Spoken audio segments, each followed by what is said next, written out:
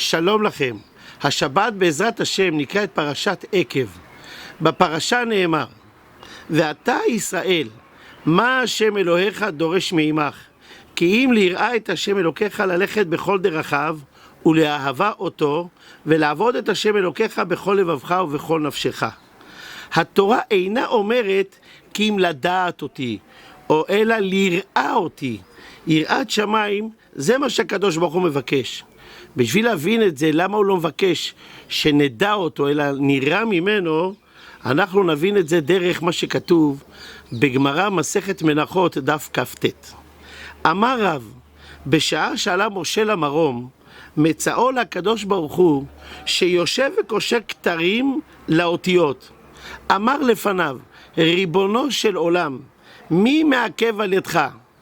אמר לו, אדם אחד יש, ועקיבא בן יוסף שמו, שעתיד לדרוש על כל קוץ וקוץ תילי תילים של הלכות. אמר לפניו, ריבונו של עולם, הראו לי. אמר לו, חזור לאחוריך. הלך וישב בסוף 8 שורות, ולא היה יודע מה הם אומרים. תשש כוחו. אם אנחנו רוצים להבין, משה רבנו יושב בבית מדרשו של רבי עקיבא בשורה השמינית, והוא לא מבין על מה רבי עקיבא מדבר בכלל, אין לו מושג. כיוון שהגיע לדבר אחד, אמרו לו תלמידיו, רבי, מניין לך? מאיפה אתה יודע את מה שאתה אומר לנו? אמר להם, מה זאת אומרת? הלכה למשה מסיני. נתיישבה דעתו. משה רבנו שומע שרבי עקיבא אומר הכל שייך להלכה למשה מסיני, כך זה עובר במסורת, פתאום הוא נרגע. חזר ובא לפני הקדוש ברוך הוא, אמר לו, ריבונו של עולם, יש לך אדם כזה ואתה נותן תורה על ידי? אמר לו, שתוק. כך עלה במחשבה לפניי, אל תשאל שאלות, כך אני החלטתי.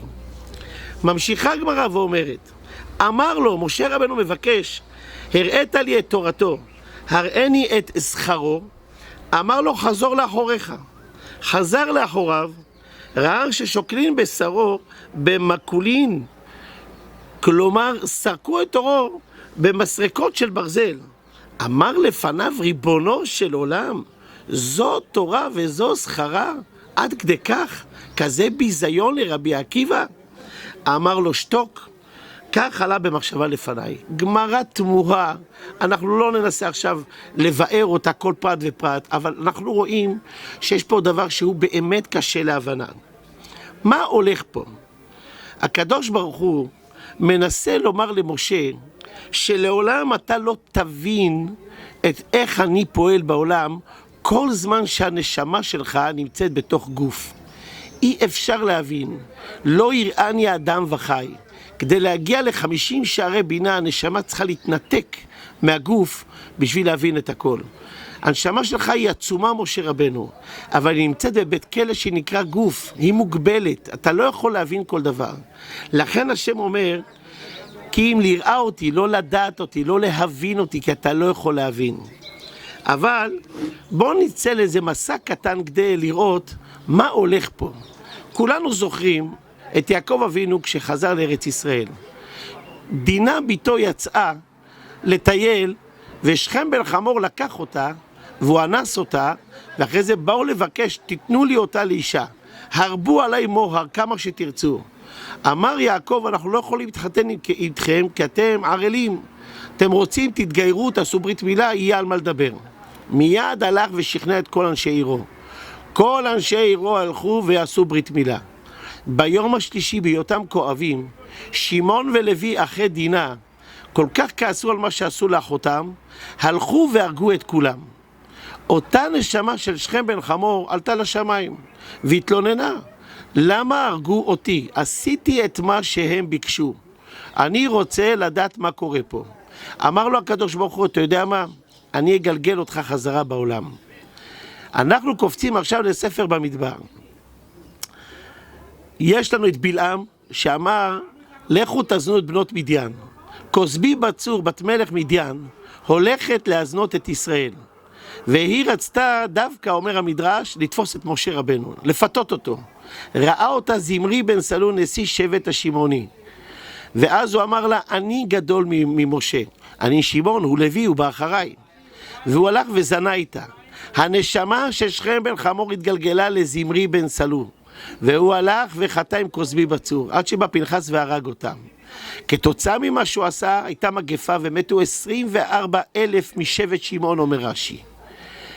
נו, עלתה הנשמה, אומר לו הקדוש ברוך הוא, נו, אתה רואה, אתה לא תיקנת כלום. מה אתה רוצה? אומר לו, אני מתחנן, תיתן לי עוד פעם הזדמנות. גלגלו את הנשמה הזאת בתור עקיבא בן יוסף, ואת כוזבי בצור בתור רחל, הבת של כלבא שבוע. ועכשיו רחל, שכולם רצו אותה, היא אמרה, אני רוצה להתחתן רק עם עקיבא בן יוסף, אם הוא יבטיח שילמד תורה. עקיבא בן יוסף, שלא ידע קרוא וכתוב עד גיל 40, הלך ולמד א' ב', ואחרי 12 שנים חזר עם 12,000 תלמידים. לפני שהוא נכנס לבית, הוא שומע את אשתו רחל מדברת עם אחת השכנות, והיא אמרה לה, ככה בעלך עזב אותך. ורחל אומרת לה, אם היה שומע אותי, הייתי אומרת לו, תלך לעוד 12 שנים. עקיבא לא נכנס הביתה, הוא ורבי עקיבא הלך לעוד 12 שנים. אחרי 24 שנים חזר עם 24,000 תלמידים. נו, אותו רבי עקיבא תיקן את החטא של 24,000 שמתו במגפה. נשאר לו לתקן את החטא שהוא הלך עם כוזבי בצור והתחילו שם שמיים שהוא עשה. כשמתה רחל, היה לרבי עקיבא איש בר פלוגתא, רומי, רשע, טורנוסופוס הרשע. אשתו של טורנוסופוס הייתה אישה אשת יפת תואר. תמיד טורנוסופוס היה אומר לה, תראה את רבי עקיבא, הוא כמו מלאך, הוא לא בן אדם, הוא מלאך.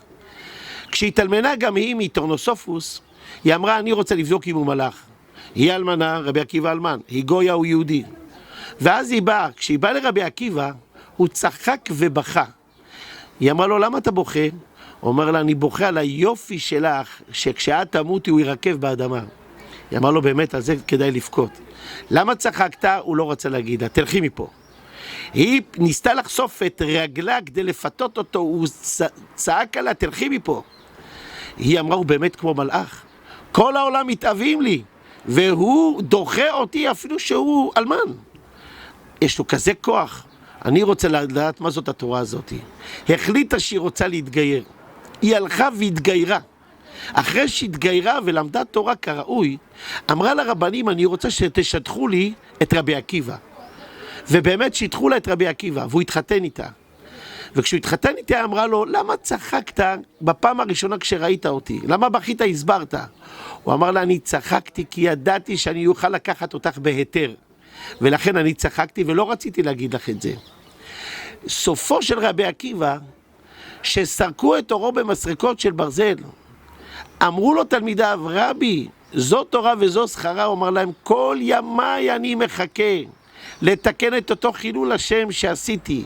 עכשיו שהגיע לידי, אתם אומרים לי, זו תורה וזו שכרה, ברוך השם שזה הגיע.